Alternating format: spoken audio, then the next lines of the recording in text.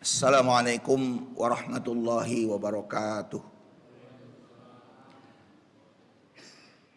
Alhamdulillahi rabbil alamin wal aqibatu lil muttaqin wala udwana illa 'alal zalimin.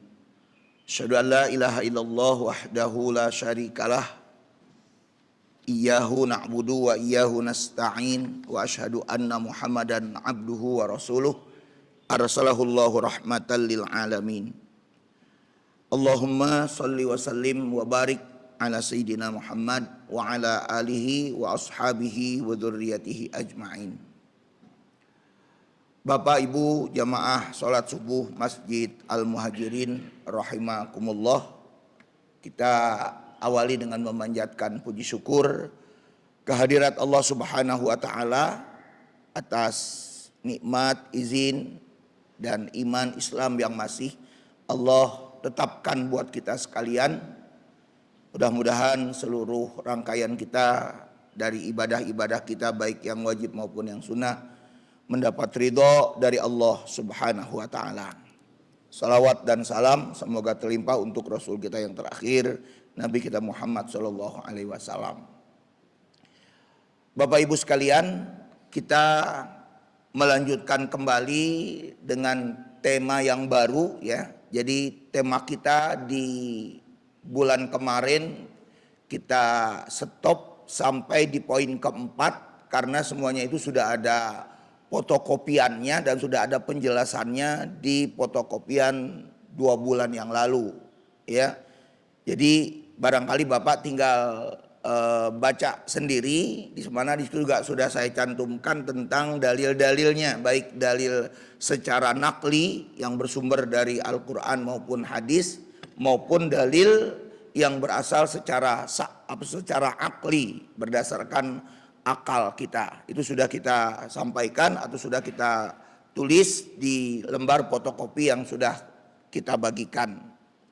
Nah, kali ini di dalam kurikulum ya Pak ya, pembahasan tentang akidah yang berikutnya setelah kita memahami tentang Allah, tentang ketuhanan, maka yang berikutnya kita akan pahami tentang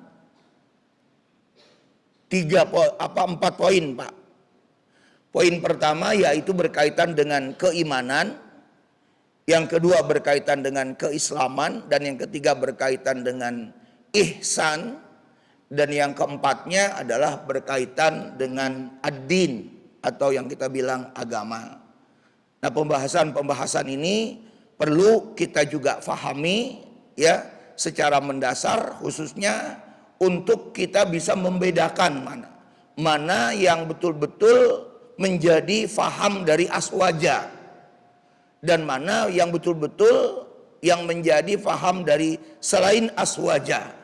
Nah, ini kita penting dalam masalah ini karena biar bagaimanapun ketika kita memahami Islam itu secara utuh ya, kemudian juga kita mengikuti apa yang sudah dijabarkan oleh para ulama-ulama kita terdahulu, maka kesannya akan terlihat bahwa pada dasarnya Islam itu adalah moderat Pak. Ya, ketika kita ingin memahami dari iman yang saya bilang tadi, iman, Islam, ihsan, dan ad-din atau agama. Itu nanti kita akan pahami bahwa Islam itu adalah moderat. Ya, jadi berlawanan sekali dengan pemikiran-pemikiran yang sifatnya radikal atau ekstrim. Nah, itu yang harus kita bedakan nanti di sana. Walaupun memang Bapak dan Ibu sekalian, ya, mereka semua itu mengatakan bersumber dari Quran, bersumber dari hadis, ya. Tapi kalau dia bersumber dari Quran, bersumber dari hadis, pemahamannya juga adalah pemahaman yang tidak berdasarkan pendapat-pendapat mayoritas yang secara sanadnya terputus. Nah, itu akan melahirkan pemahaman-pemahaman yang ekstrim, yang radikal. Ya, nah itu yang ingin kita tegaskan dalam masalah ini. Baik, kita ingin berbicara lebih dulu tentang al-iman, Pak.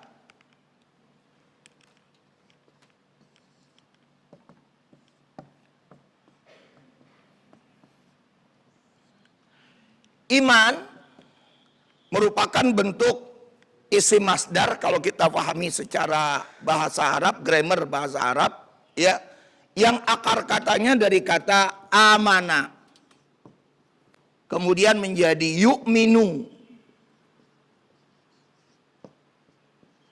dan barulah menjadi imanan. Nah, apa terjemahannya atau arti letter luck-nya dari iman itu sendiri? Bisa memang diartikan iman itu adalah keyakinan atau kepercayaan. Atau para ulama menekankan iman itu artinya adalah at-tasdik. At-tasdik. Apa itu at-tasdik? At-tasdik itu adalah pembenaran. Jadi iman itu adalah pembenaran dari dalam hati kita, dari dalam hati seseorang terhadap apa yang dibawa oleh Rasulullah Shallallahu Alaihi Wasallam.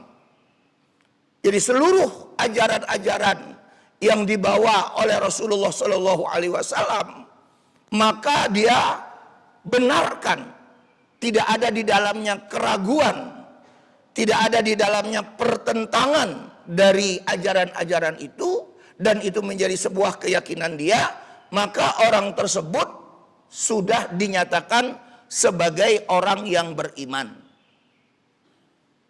Maka dengan demikian iman itu berarti apa, Pak? Iman itu berarti perbuatan hati. Jadi sekali lagi, iman itu berarti adalah perbuatan hati, bukan perbuatan anggota tubuh.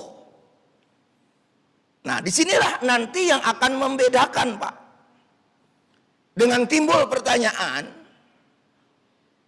apakah iman itu harus disertai dengan lisan dan disertai dengan perbuatan? Itu pertanyaan mendasarnya itu, Pak, nanti. Saya ulangi sekali lagi, Pak. Ini pertanyaan mendasar. Apakah keimanan itu yang dilakukan oleh hati tadi harus disertai dengan ucapan dan harus disertai dengan perbuatan? Itu pertanyaan mendasarnya. Kalau kita ingin memahami pertanyaan tadi, maka di sini nanti akan berbeda dengan apa yang menjadi pendapat dari kalangan orang-orang Khawarij, Pak. Orang-orang Khawarij ini orang-orang ekstrim yang memahaminya nanti. Menurut orang-orang Khawarij, bahwa iman itu harus disertai dengan perbuatan. Makanya pendapat orang-orang Khawarij itu, kalau seseorang yang sudah menyatakan beriman, lalu perbuatan-perbuatannya, seperti misalnya, Pak, berzina, mencuri, melakukan dosa-dosa besar lainnya, maka menurut orang-orang Khawarij, orang tersebut tidak lagi disebut sebagai orang beriman dan kekal di neraka. Itu pemahaman orang-orang Khawarij. Ya, kesalahannya ada pada itu. Nah, tetapi bagi kita yang Ahlus Sunnah wal Jamaah, yang namanya iman itu, sekalipun nanti terjadi perbedaan nih, Pak, yang namanya iman itu memang memerlukan yang kita sebut dengan ucapan atau perkataan. Nah, tetapi ketika ucapan atau perkataan ini disertai dengan pembenaran itu tadi, timbul pertanyaan lagi, Pak. Apakah ucapan itu merupakan bagian dari keimanan? Atau satu lagi, Pak, apakah ucapan itu merupakan syarat dari orang tersebut beriman? Jadi pahami dua kata ini berbeda ini, Pak. Sekali lagi, apakah ucapan-ucapan itu bagian dari iman itu sendiri, atau ucapan itu merupakan syarat dari iman itu sendiri? Itu pertanyaan mendasar. Nah, ulama Aswaja dalam masalah ini memang terbagi menjadi dua pendapat. Ucapan itu adalah syarat dari keimanan, syarat. Jadi bukan bagian. Tetapi persyaratan ini berlaku untuk perkara-perkara yang berkaitan dengan keduniawian. Syarat ini Pak berlaku untuk perkara-perkara yang bersifat keduniawian. Contoh Pak,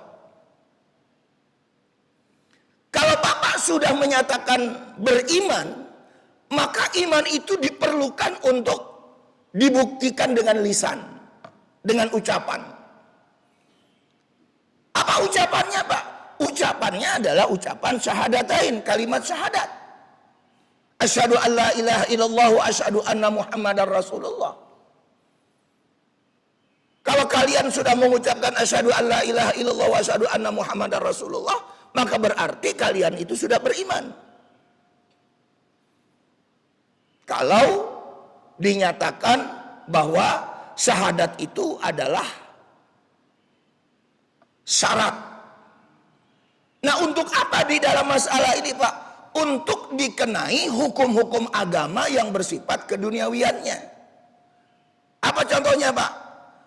Contohnya nanti maaf, kalau kita meninggal diurus secara Islam.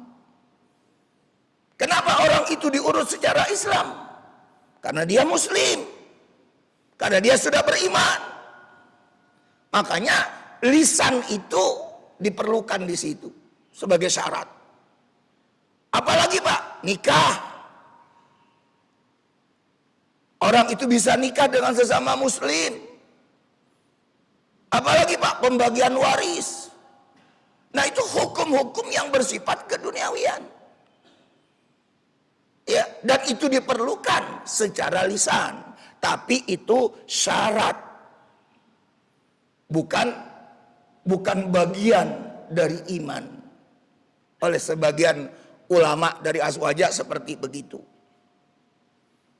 Tapi ada juga yang namanya perkataan atau lisan itu adalah menjadi bagian dari iman.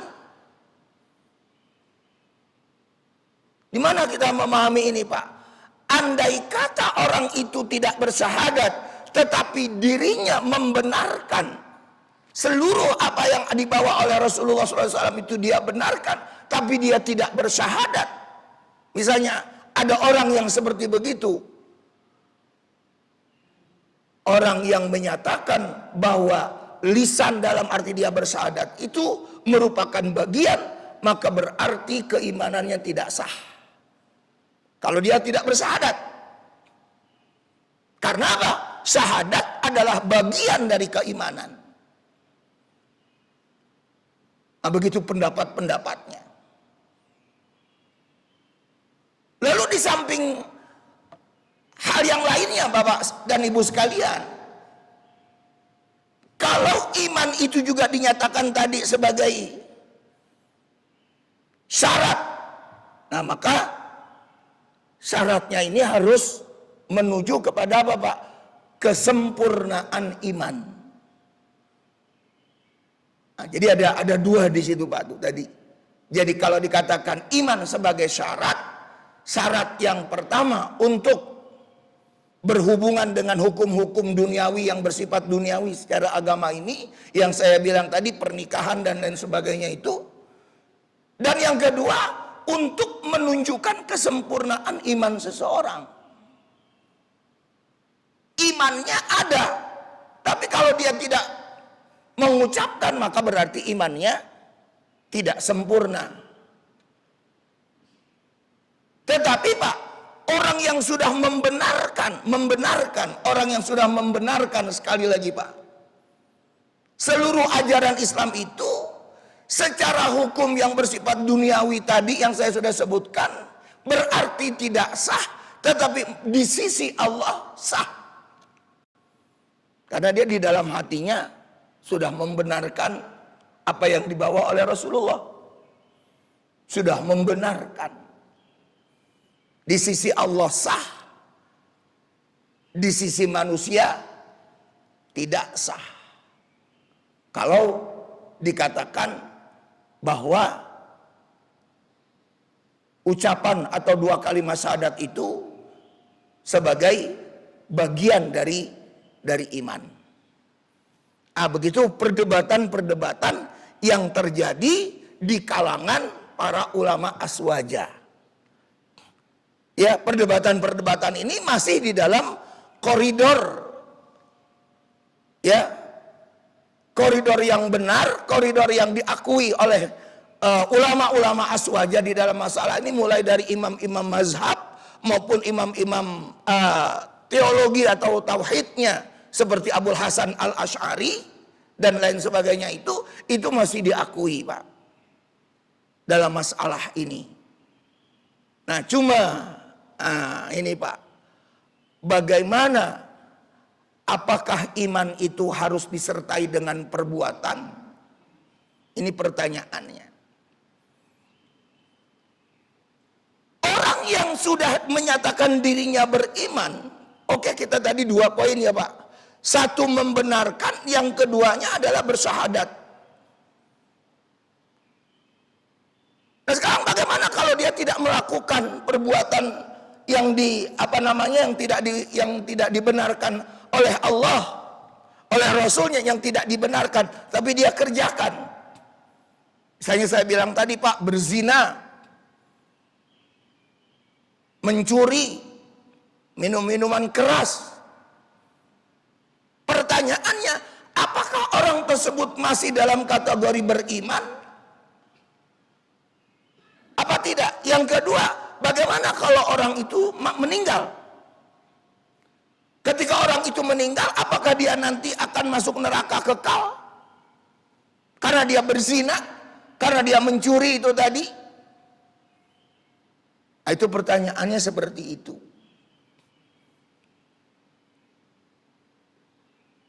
Ulama-ulama aswaja, Pak, meskipun dia berzina, dia mencuri, dia minum-minum khamar, menurut penilaian ulama-ulama aswaja, dia tetap masih berhak untuk masuk surga selama masih ada iman yang tadi kita bilang, yaitu membenarkan terhadap seluruh ajaran Islam.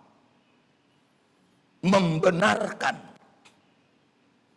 maka dia masih punya harapan untuk masuk surga. Ya tentu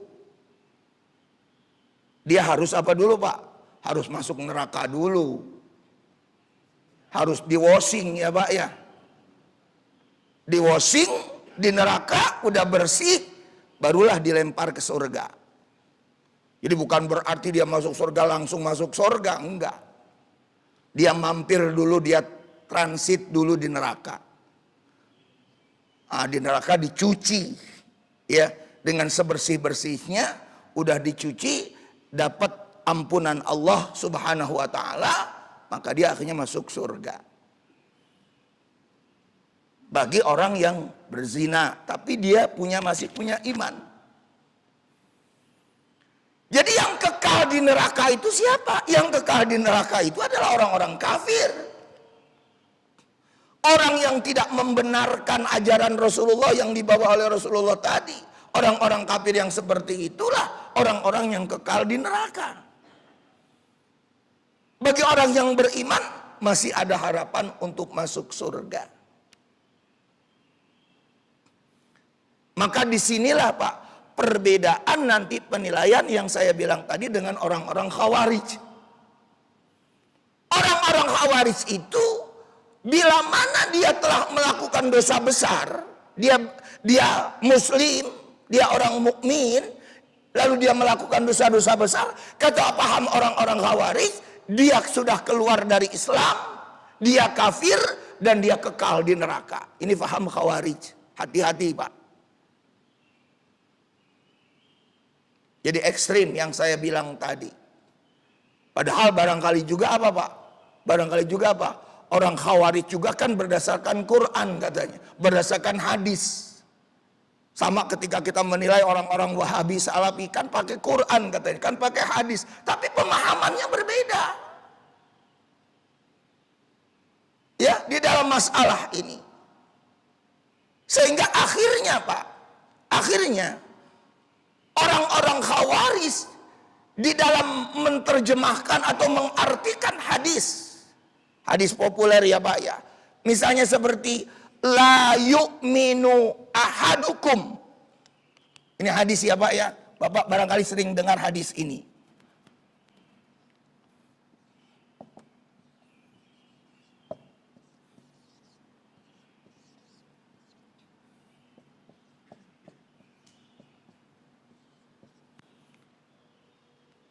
Kepanjangannya Pak, la yu'minu ahadukum hatta yakuna hawa taba'an lima jitu bih.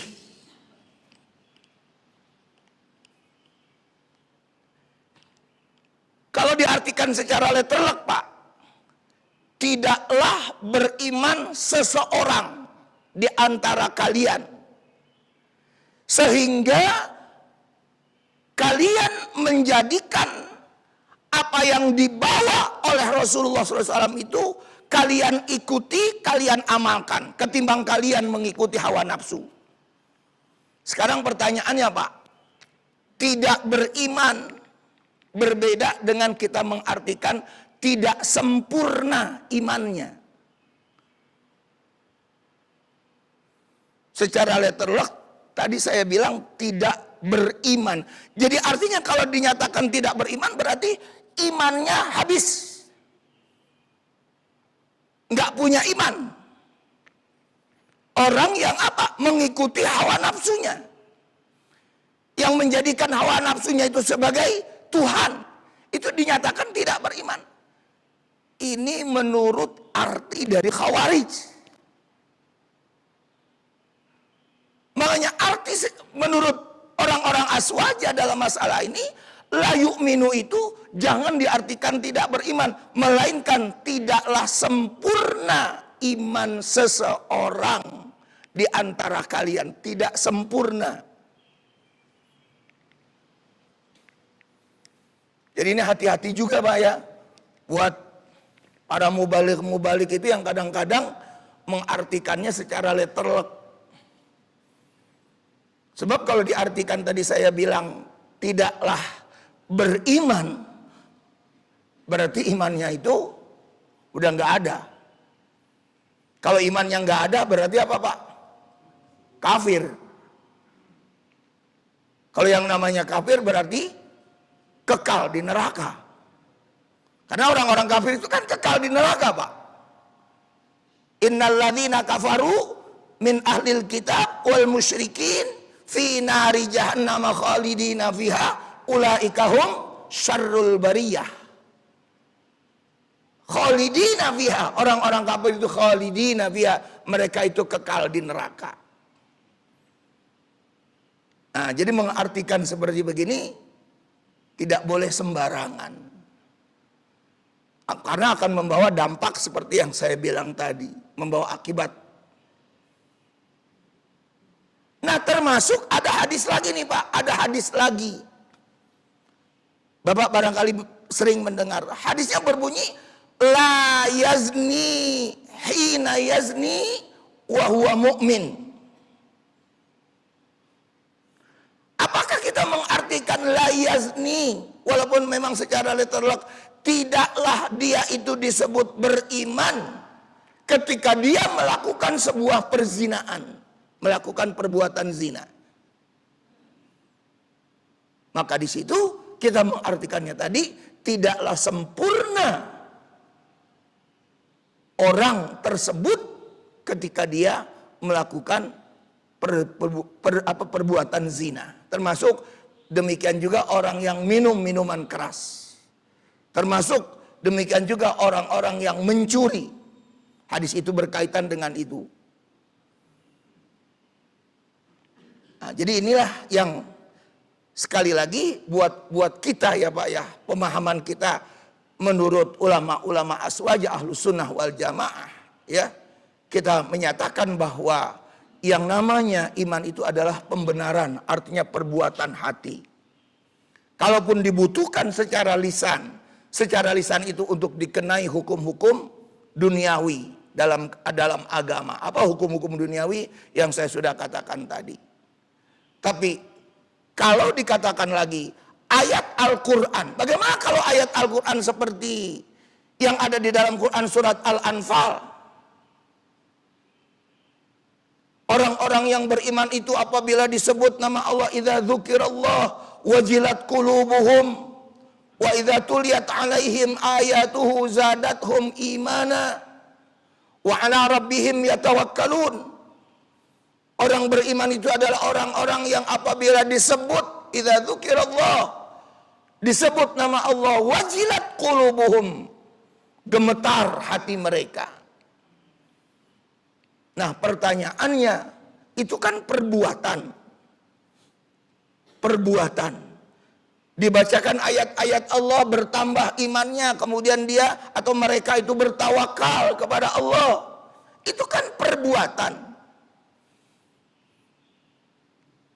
Ayat itu bukan menunjukkan bagian dari keimanan, merupakan tanda orang yang beriman menuju kepada kesempurnaannya adalah tadi disebut nama Allah, gemetar untuk menuju kesempurnaan.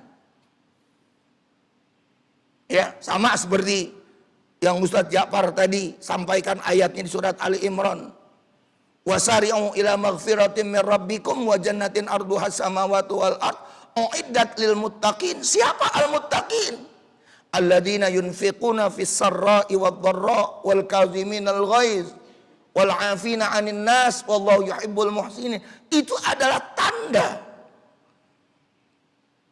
menjadi orang-orang yang muttaqin, menjadi orang-orang takwa, tanda.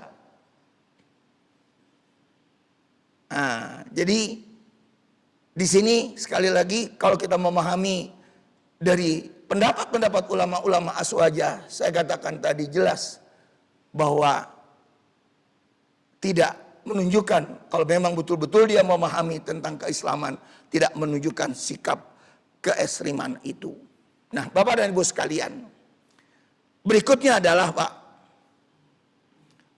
lalu untuk bisa disebut sebagai orang beriman itu, kalau begitu apa tandanya? Untuk bisa disebut dia tetap beriman, walaupun dia berzina, walaupun dia korupsi, tapi dia tetap dikatakan sebagai beriman. Kalau begitu apa syaratnya? Para ulama aswaja memberikan 3 syarat, Pak. Syarat yang pertama adalah tidak menghalalkan apa yang menjadi keyakinan dirinya bahwa kebaikan-kebaikan itu dia amalkan, dia laksanakan. Tidak menyatakan bahwa saya sih nggak mau melakukan kebaikan-kebaikan. Buat apa? Kalau orang itu sudah seperti begitu, maka dia sudah masuk ke dalam kategori kafir. Ya, kalau ada semacam penolakan, sekali lagi, dari anjuran-anjuran agama dari Allah maupun dari Rasulnya itu untuk mengerjakan kebaikan, lalu dia tolak mentah-mentah, maka orang tersebut sudah menjadi kafir. Yang kedua, syarat yang kedua kata para ulama adalah tidak adanya pembangkangan terhadap syariat Islam, tidak membangkang terhadap ketentuan-ketentuan Allah Subhanahu wa taala itu. Tapi kalau membangkang, maka dia sudah dikatakan kafir. Ya, contohnya misalnya, wah ini sudah kadaluarsa nih yang namanya hukum pidana Islam. Nah, dia bilang karena nggak sesuai dengan kondisi zaman, kemajuan zaman. Dia sudah kadaluarsa sudah lebih dari 14 abad yang lalu katanya. Dia membangkang seperti itu. Maka dia sudah masuk ke dalam kategori kafir. Dan yang ketiga Pak, seseorang itu dinyatakan kafir, ya, yaitu orang tersebut mempunyai keraguan-raguan, ragu terhadap kebenaran syariat Allah. Jadi ada keraguan-raguan di dalamnya, maka orang tersebut berarti sudah jatuh ke dalam kekufuran. 3 poin ini sekali lagi menjadi persyaratan apakah seseorang itu masih disebut muslim atau mukmin atau masih disebut non mukmin atau kafir itu tadi. Yang terakhir, Bapak dan Ibu sekalian, adalah kita sering mendengar lagi Pak hadis dari Rasulullah SAW yang disampaikan oleh para mubalik ustadz kita. Apa Pak katanya? Al-imanu yazidu wa yanqusu. Iman itu kadang-kadang bertambah, kadang-kadang berkurang. Hadis ini kadang-kadang kita jadikan sebagai apa Pak? Legalisasi buat kita. Pak, yuk ngaji yuk Pak. Saya lagi nggak mood nih. Nah, karena imannya lagi kurang katanya. Nggak begitu pengertiannya. Ya, itu dijadikan sebagai legalisasi buat kita untuk pembenaran, menjustifikasi jadinya. Nah, para ulama memberikan pemahaman tentang hadis itu Pak. Apa sih yang dimaksud iman itu bertambah, iman itu berkurang? Apa yang dimaksud di situ? Oleh para ulama Ahlus Sunnah menyebutkan iman itu bertambah kalau kita bertambah taat kepada Allah dan Rasulnya, melaksanakan perintah-perintahnya. Nah, itulah menunjukkan iman itu bertambah, yazid. Dan yang kedua, wayan kusu. Dan iman itu kadang-kadang berkurang. Apa berkurangnya itu iman itu Bapak dan Ibu sekalian? Karena dia melakukan kemaksiatan. Maksiat kepada Allah, durhaka kepada Allah, akan menunjukkan iman itu berkurang, alias iman itu berada di dalam ketidaksempurnaan. Begitu pengertiannya. Jadi jangan sampai salah kita memahami tentang hadis tersebut. Nah, itulah barangkali Bapak dan Ibu sekalian. Jadi bagi kita sekali lagi ya Pak, kita masih punya harapan masuk surga. Walaupun kita pernah berzina, pernah mencuri, pernah minum-minum khamar, pernah melakukan dosa-dosa besar, selama iman yang masih kata Rasulullah sebesar adanya zarrah, itulah. Makanya kalimat dari kalimat tahlil itu adalah kalimat yang agung.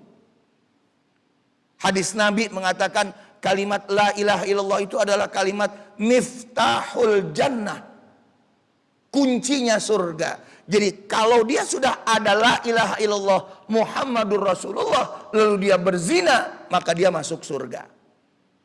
Masih ada harapan masuk surga. Selama la ilaha illallah Muhammadur Rasulullah itu masih ada di dalam dirinya.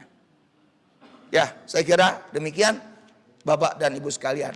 Silakan barangkali ada yang mau didiskusikan Pak.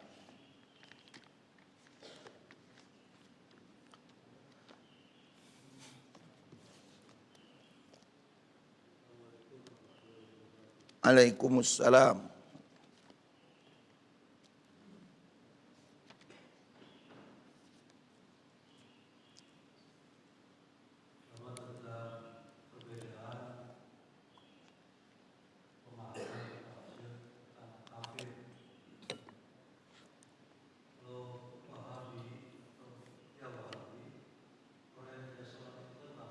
Ya.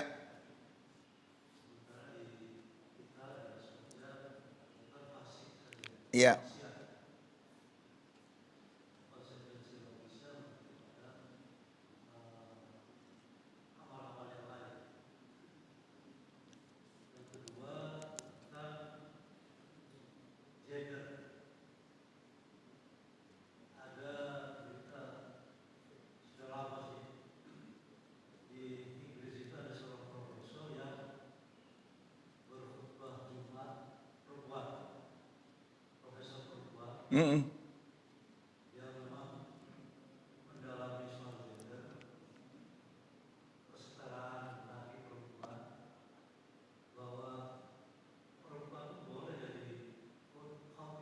Hmm.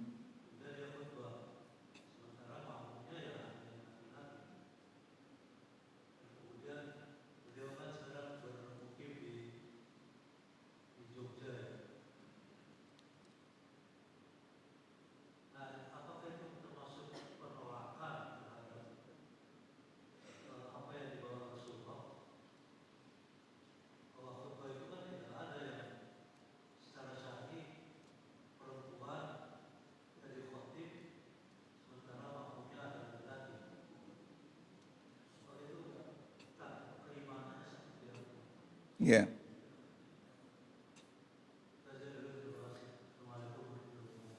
Ya, baik. Nah, ini perlu saya tekankan lagi sedikit, Pak, sebelum kita masuk kepada jawabannya, Pak, ya. Wahabi Salafi, cara dia memahami Islam itu terlalu tekstual. Ini Bapak harus pahami dulu itu. Sekali lagi, Wahabi Salafi di dalam memahami agama itu terlalu tekstual. Tidak dipahami lagi unsur keduanya secara kontekstual. Ada pemahaman yang lebih dalam. Tapi untuk bisa menjadi pemahaman yang lebih dalam, dia harus punya kemampuan kapabilitas. Punya nggak kapabilitas bagi si Ustadz Wahabi Salafi ini? Ya, nah, jadi itu yang menjadikan Wahabi berbeda dengan kita. Mereka memahaminya secara tekstual saja. Nah, yang kedua, Pak, yang kedua, Wahabi Salafi itu memahaminya tidak bersanad, tidak berurutan kepada ulama-ulama. Ngakunya salafi, salaf, orang-orang dulu, ulama-ulama dulu, dari kehidupan sahabat sampai 3 abad berikut Hijriah. Tetapi ketika dia memahaminya, memberikan statement kepada kita, itu tidak mempunyai referensi. Tidak ada sanad yang dia jadikan referensi untuk dia sampaikan. Itu pemahamannya demikian. Kalaupun terjadi ada referensi, bukan dari ulama-ulama sanad, yaitu dari Ibnu Taimiyah. Perlu Bapak ketahui, Ibnu Taimiyah itu hidup di abad ke-7. Jadi bukan ulama sanad Ibnu Taimiyah itu. Dan pendapat-pendapatnya Ibnu Taimiyah tidak banyak disepakati oleh ulama-ulama aswaja. Bersandarnya ke situ. Contohnya apa? Saya dulu pernah saya sampaikan. Tentang pembagian tauhid. Orang-orang Salafi Wahabi, tauhid itu dibagi menjadi 3, Pak. Uluhiyah, rububiyah, asma wa sifat. Kalau nanti ini dibagi menjadi 3, Pak, konsekuensinya secara pemahaman kembali kepada konsep trinitas orang-orang non-muslim. Konsep trimurti. Dan ini berasal dari Ibnu Taimiyah. Ya, yaitu seorang ulama yang hidup di abad ke-7. Sedangkan yang namanya salaf itu sampai akhir abad ke-3. Jadi jauh dari apa yang disebut dengan ulama salaf Ibnu Taimiyah itu. Muridnya dari Ibnu Taimiyah itu, Pak, ini muridnya, Pak. Biar Bapak nanti paham juga, yaitu Ibnul Qayyim. Ibnul Qayyim Az-Zawjiyah itu murid dari Ibnu Taimiyah. Yang juga pendapat-pendapatnya nggak sesuai juga kebanyakan kepada ulama-ulama Ahlussunnah. Nanti sebetulnya sejarahnya, Pak, mengapa timbulnya paham Ibnu Taimiyah? Intinya, Pak, intinya ya, Pak, ya. Ibnu Taimiyah ini mau melakukan gerakan pembaharuan pemikiran. Itu intinya di situ nanti. Ingin melakukan gerakan pembaharuan di dalam Islam. Nah, Tapi dia nanti salah kaprah yang akhirnya nggak disepakati. Jadi kalau kita urut Pak ya, dari Ibnu Taimiyah itu ke Ibnul Qayyim. Dari ke Ibnul Qayyim masuk lagi ke Jamaluddin Al-Afghani. Jamaluddin Al-Afghani masuk lagi ke Mesir Pak. Afgan itu berarti orang Afghanistan. Masuk ke Mesir Syekh Muhammad Rashid Ridho. Syekh Muhammad Rashid Ridho punya murid lagi yang namanya Syekh Muhammad Abduh. Maaf Pak, Syekh Muhammad Abduh dulu, baru Syekh Rashid Ridho. Dari Rashid Ridho nih Pak, turun ke ayahnya Profesor Hamka, Haji Abdul Malik Karim Amrullah. Masuk lagi ke Pak Hamka. Tapi sebelum Pak Hamka, masuk sedikit nyerempet-nyerempet ke Kiai Haji Ahmad Dahlan. Makanya kadang-kadang paham Muhammadiyah itu kadang-kadang nih Pak berbau-bau Wahabi. Ya saya bilang kadang-kadang tanda petik ya Pak ya. Tapi ada juga yang meluruskannya. Tapi kalau Muhammadiyah yang di pinggiran Pak tetap ngadain tahlil. Muhammadiyah pinggiran. Ya kalau Bapak pergi ke Jogja, barangkali di kota Jogja nggak ada tahlilan. Tapi Bapak nyerempet ke Sleman, ke Bantul sana. Tahlilan itu ada. Dan di situ banyak orang-orang Muhammadiyah. Ya, nah, jadi kisahnya begitu. Nah sekarang saya masuk ke pertanyaan Bapak. Tentang orang yang meninggalkan sholat. Karena orang Wahabi ini memahaminya secara tekstual. Memang betul hadis Nabi mengatakan. Man tarokas sholah muta'ammidan faqad kafara jiharon. Barang siapa yang meninggalkan sholat dengan sengaja, maka dia termasuk kafir yang nyata. Betul itu hadis.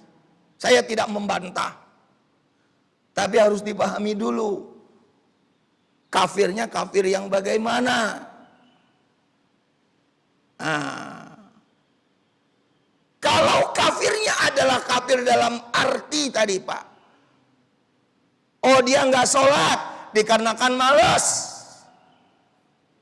Oh dia nggak sholat dikarenakan dia terlalu sibuk dengan pekerjaan. Misalnya begitu Pak alasannya. Maka betullah tadi dikatakan menurut Aswaja. Dia tidak lagi dihukumi kafir tetapi fusuk, fasik. Dia bukan kafir, beda. Kafir dengan fasik itu nggak sama. Nah akhirnya seperti begitu. Ya. Nah, jadi menurut Aswaja memang fasik. Karena ditelusuri yang namanya kafir itu tadi Pak. Sesuai juga dengan hadis Nabi itu. Kalau memang dia itu masih ada la ilaha illallah Muhammadur Rasulullah di dalam hatinya itu. Meskipun dia tadi saya bilang berzina dalam satu hadis. Minum-minuman khamar. Mencuri. Maka dia tetap dalam keadaan beriman. Persoalan dosa dia berarti dia harus transit di neraka. Begitu pemahamannya. Bahwa kalau nanti dinyatakan kafir, akibatnya itu tadi Pak, kekal di neraka. Ya, walaupun barangkali dia selama menjadi kafir dia baik. Kan banyak tuh Pak ya orang-orang non muslim yang baik ya Pak, ngasih sedekah. Kan banyak ya Pak ya. Kalaupun ada orang kafir yang seperti begitu Pak, paling cuma dikasih apa Pak? Dikasih keringanan hukuman di neraka. Keringanan, tapi tidak dikeluarkan dari neraka. Tidak dikeluarkan dari neraka. Cuma dikasih keringanan hukuman. Kayak siapa Pak? Kayak Abu Thalib dengan Abu Lahab. Paman Rasulullah. Abu Thalib dikasih hukuman nerakanya di mana Pak? Neraka yang paling atas. Tapi kata Nabi, meskipun dia berada di dalam neraka yang paling atas itu, kalau kamu pakai sendal, maka otakmu akan tetap mendidih. Itu hukuman neraka. Hadis Nabi mengatakan begitu. Demikian juga Abu Lahab Pak. Abu Lahab juga diberikan keringanan. Kapan Abu Lahab diberikan keringanan hukuman Pak? Yaitu pada hari Senin. Setiap hari Senin Abu Lahab itu dikasih keringanan hukuman di neraka. Hadis Nabi. Tapi tidak dikeluarkan dari neraka. Tidak dikeluarkan, tidak dimasukkan ke dalam surga. Cuma dikasih keringanan. Nah bagi kita yang masih punya iman, sekali lagi, entah kita, maaf ya Pak kasarnya, mudah-mudahan kita langsung masuk surga ya Pak ya. Mudah-mudahan. Entah berapa lama kita di neraka misalnya, ya Allah yang tahu nanti. Allah yang tentukan. Mau berapa, mau 1000 tahun, mau 100 tahun begitu kita berada di neraka, padahal ya hanya Allah dalam masalah ini. Nah jadi sekali lagi kesalahan mereka itu adalah pemahaman secara tekstualnya itu tadi. Sedangkan kita tidak demikian. Kafir di sana tidak menunjukkan kafir yang sebenar-benarnya. Karena dia masih punya iman. Andaikan seperti itu. Dia masih, besoknya Pak, dia masih puasa kok. Ketika Ramadan misalnya. Tapi nggak sholat. Tapi puasanya rajin. Kan kayak gitu ya Pak. Yang penting tadi ujungnya tidak ada penolakan dari dalam dirinya. Untuk menolak Islam. Untuk menolak syariat Islam. Nah yang kedua Pak. Mengenai gender itu tadi. Ya.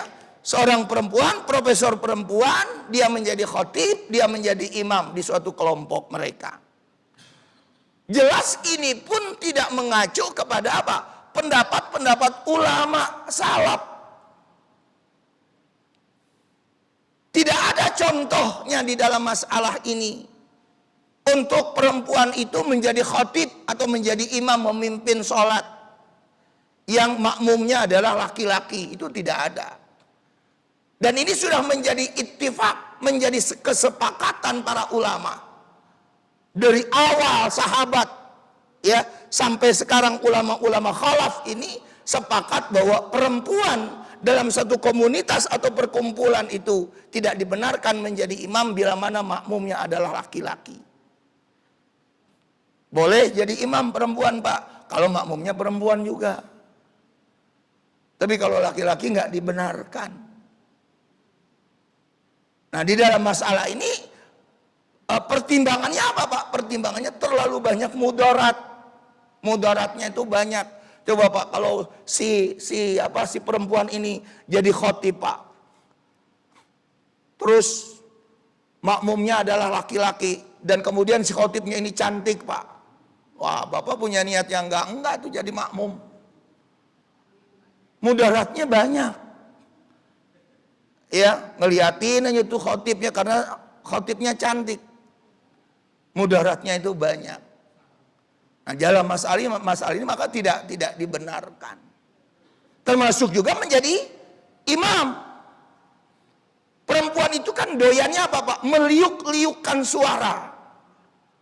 Itu wanita. Dan itu kata Rasulullah Pak, bukan kata saya ya. Untuk apa Pak? MPO, menarik perhatian orang. Nah, jadi hal-hal yang seperti begini harus diantisipasi. Dan antisipasi inilah kajiannya nanti kepada ilmu fikih. Karena ilmu fikih itu nanti seperti begitu Pak. Ada kajian-kajian apa dampak mudarat atau manfaatnya ada enggak. Lebih banyak mana manfaat dan mudaratnya. Itu kajian-kajian fikih Pak. Dalam masalah ini. Nah jadi kalaupun dia belajar fikih. Sekali lagi. Ya orang-orang apa nih. Khususnya yang kita kaitkan dengan orang-orang Wahabi ini, ya fikihnya juga tidak mau bermazhab. Paham itu Pak tuh? Orang Wahabi Salafi berfikihnya tidak mau bermazhab. Sedangkan 4 mazhab ini diakui di dunia Muslim, di seluruh dunia. Tapi kalau ditanya apa mazhabnya, dia nggak mau Pak. Mazhabnya mazhab pribadi saja. Jadi hasil penelaahan si Ustadz tadi kepada teks-teks. Makanya coba Pak, kan ngeri Pak. Ini contoh kaitannya dengan tauhid ya. Abu Jahal dan Abu Lahab dan orang-orang kafir di masa Rasulullah itu masih tetap dinyatakan sebagai orang beriman. Kata orang Wahabi loh Pak. Abu Jahal, Abu Lahab itu tetap masih dikatakan orang beriman. Tapi bapak dan ibunya Rasul orang kafir. Ini orang Wahabi, Bapak silakan tanya kalau nanti kalau nggak percaya. Sama Abu Lahab, sama abu-abu yang lain itu dikatakan sebagai masih orang beriman. Imannya apa? Imannya iman rububiyah. Pengakuan terhadap alam semesta ini sebagai penciptanya adalah Allah. Itu menurut mereka. Ya. Tapi anehnya kepada ayahnya Nabi, ibunya Nabi, orang Wahabi mengatakan kafir di neraka. Sakit hati enggak, Pak? Sakit hati seharusnya. Bapak dan ibunya Nabi itu ada di neraka. Kita orang-orang Aswaja tidak demikian. Dulu pernah kita jelaskan bahwa ayahnya Rasul, ibunya Rasul itu berada di dalam zaman fatrah. Apa itu fatrah, Pak? Fatrah itu zaman kekosongan wahyu. Hampir 6 abad itu tidak ada wahyu, tidak ada nabi, tidak ada rasul untuk menyampaikan agama pada saat itu. Maka disebut zamannya fatrah. Penjelasannya ada di Quran surat Al-Maidah surat 5 ayat 19. Jadi sampai begitu, kalau Aswaja nggak berani nggak bilang kayak gitu tuh, Pak. Ayahnya Nabi kafir berada di neraka. Walaupun memang ada hadis ketika ada salah seorang anak muda bertanya kepada Rasul, wahai Rasul, kata si anak muda ini, ya, di mana ayahku ini? Kata Nabi, ayahmu ada di neraka, kata Nabi pada saat itu. Tapi beberapa langkah si anak muda itu melangkah, dipanggil sama Rasul, sini. Ayahmu dan ayahku berada di neraka. Tapi ulama Aswaja tidak mengartikan kata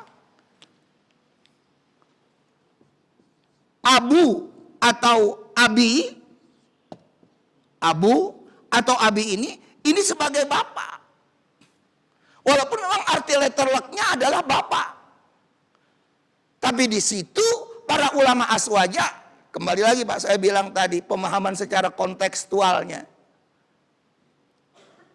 diartikan paman, bukan bapak. Di mana kita temukan, Pak, abi atau abu ini diartikan paman? Ya surat Al-Ahzab. Tabbat yada abi. Siapa Abu Lahab, Pak? Pamannya Rasul. Jadi abi di sini artinya paman, bukan bapak. Itu ulama Aswaja mengartikannya begitu. Jadi pemahaman ini memang perlu, sekali lagi. Kalau Bapak memahami agama, Quran, hadis secara tekstual, Pak, ekstrim, kesannya ekstrim itu pasti. Ya, ngeri itu kayak surat Al-Baqarah 191, Pak. Bapak lihat nanti. Al-Baqarah 191. Apa kata Al-Quran? Di mana saja kamu temukan orang-orang kafir itu, maka bunuhlah. Kayak begitu, Pak. Itu ayat Quran tuh. Kalau kamu ketemu orang kafir, kamu bunuh. Ini pemahaman tekstual. Di saat kapan kita itu membunuh? Tapi kalau pemahamannya tekstual, ngeri kita. Berpaham tadi, itulah teroris namanya. Yang gak sepaham sama dia, dianggap kafir, yang harus dibunuh. Kan pemahaman teroris kayak gitu. Ya. Nah, jadi kita kembali lagi tentang masalah gender ini, ya.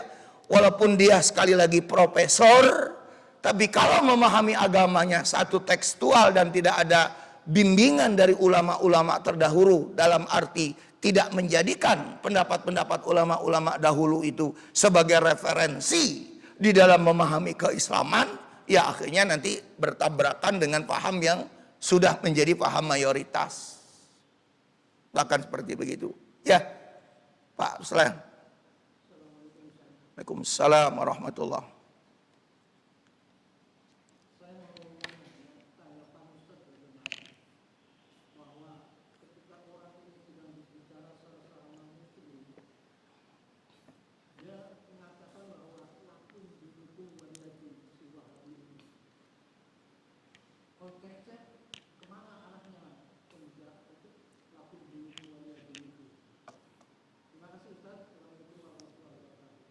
Ya.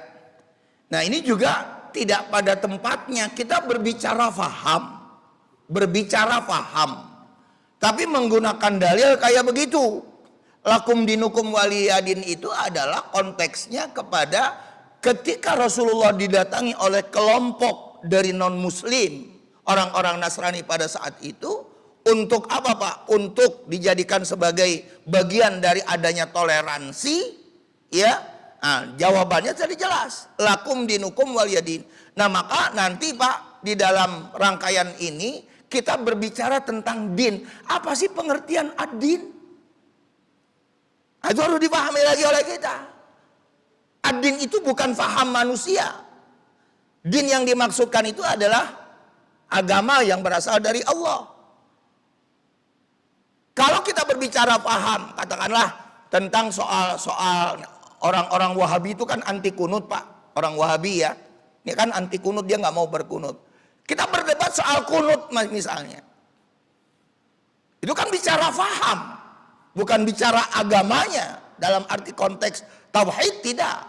Bicara furu' istilahnya. Jadi Bapak harus bedakan antara bicara usul yang menjadi pokok dan yang menjadi furu' yaitu cabang. Nah, bicara kunut itu bicara cabang. Jangan sampai nanti orang Wahabi mengatakan, oh, karena nggak sesuai dengan apa mereka yang berkunut, ya kata orang Wahabi udah deh lakum dinukum waliyadin. Nggak tepat menggunakan dalil-dalil seperti itu. Banyak nanti Pak, dia serampangan menggunakan dalil. Contoh lain nih Pak, contoh lain serampangannya Pak. Kalau Bapak buka di Quran surat Al-An'am ayat 116.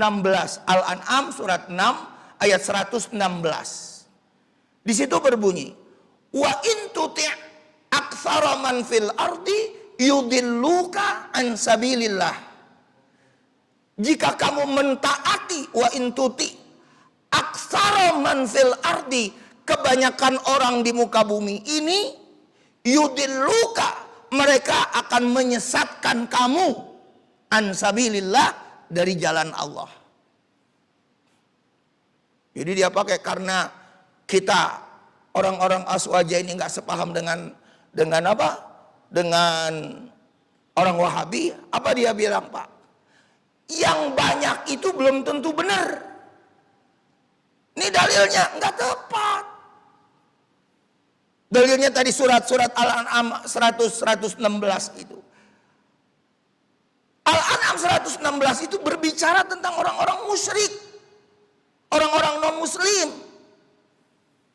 Nah, disinilah harus kita memahami dalam ilmu tafsir, memahami tentang apa aspek asbabun nuzul. Latar belakang ayat ini turun ini dulu tentang apa nih asbabun nuzulnya, backgroundnya. Kalau di dalam hadis disebut dengan asbabul wurud.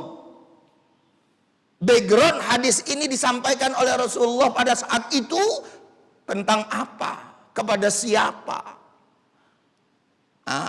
Itu harus dipahami. Pendek kata Pak, orang-orang Wahabi itu tidak mau memahami ilmu-ilmu tafsir, tidak mau memahami ilmu usul fikih. Coba tanya sama orang-orang Wahabi Salafi Pak, mau nggak dia belajar usul fikih, belajar ilmu tafsir dengan rincian-rincian? Belajar ilmu tafsir langsung ke Quran, teksnya. Emangnya gampang dipahami? Ya nggak gampang. Ya. Jadi kembali lagi, ad-din itu adalah berbicara tentang agama, bukan berbicara tentang fahamnya. Ya. Nah, bicara sesuai dengan tadi saya bilang asbabun nuzulnya itu karena Nabi pada saat itu didatangi oleh sekelompok orang-orang Nasrani dari Bani Najran mempertanyakan. Nah, akhirnya udah deh lakum dinukum waliyadin. Ya, kamu saya. Tapi dalam konteks, tapi kalau dalam masalah paham itu tadi kembali lagi atau furu'iyah itu tadi, sikap kita apa Pak? Seharusnya satu, sikap kita nih ngikutin pendapat mayoritas. Ya, nah yang keduanya, kalau nggak ada titik temunya, udah deh, maaf bahasa gaulnya Pak, lo gue deh. Kalau nggak ada titik temunya, udah gitu aja. Tapi jangan ribut, jangan berantem gitu. Jangan mau benar sendiri, ya bikin kelompok sendiri, disuruh ngaji sama kita nggak mau lagi. Itu kebanyakan coba suruh ngaji sama kita di sini Pak, nggak ada, pada kabur habis sholat subuh tadi. Ya, nah, jadi seperti itu. Ya saya kira itu ya Pak ya. Takut nanti kesiangan Bapak punya keperluan. Baik, saya kira itu. Mudah-mudahan Allah memberikan kesempatan buat kita untuk mencari ilmu dan Allah jadikan ilmu yang bermanfaat buat kita semua. Kita sudahi dengan subhanakallahumma wa bihamdika asyhadu an la ilaha illa anta astaghfiruka wa atubu ilaik. Assalamualaikum warahmatullahi wabarakatuh.